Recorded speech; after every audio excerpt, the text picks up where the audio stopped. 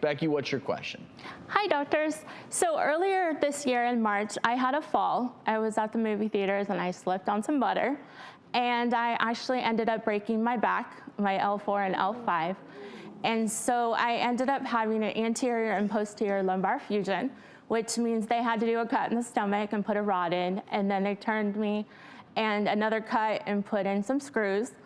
So I'm left with some pretty horrific scars. And it's kind of making me very self-conscious, and I feel kind of like a piece of meat. So I want to find out what is the best scar therapy, and would I be a candidate for laser treatment? Well, Becky, we're so sorry you went through that. I mean, just such an unforeseen, terrible accident, and then obviously it's taken a tremendous emotional toll. How is your back? How are you feeling now? I'm getting there. I'm still in physical therapy, but much better.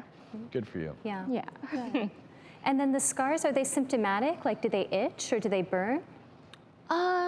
They're still a little bit itchy. I have been doing some derma on it, so it has flattened out, but it's still pretty bothersome. Yeah, and we can see from the photos how distressing that would be. And one of the challenges in treating scars is certainly ethnicity as well, because sometimes people with more olive-toned or pigmented skin like me or like you can have a bigger issue with thickened or hypertrophic scars like this.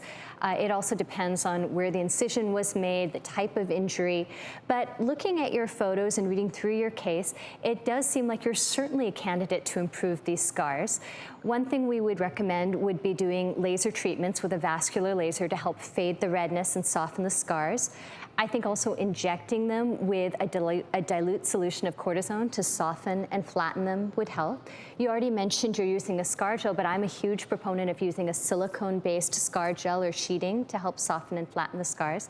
And then concomitantly, we always recommend in someone with more olive-toned skin using something to prevent hyperpigmentation, because as soon as we start doing any sort of intervention, people with more pigmented skin can sometimes discolor at the treated areas. I agree, and that you really touched on important points when it comes to scarring. Scarring is just the body's normal process of healing, whether it be trauma. In this case, it was elective surgery to repair your injuries. Notoriously, you know, on the body, on the torso, on the back, orthopedic procedures where there's more tension, those scars typically may not do as well as on the face or other parts of the body that heal better. So we can never eliminate a scar 100%. Our mindset is, how can we make them better? So Becky, we want you to look and feel your best. We want you to be confident. So we reached out to Dr. Daniel DeCesare from Orange Coast Dermatology in your neighborhood. He'd like to examine you, and if you're a good candidate for these treatments, he'd like to offer them to you free of charge. Thank you. Good luck to you, Good luck. Becky. Thanks for sharing your story.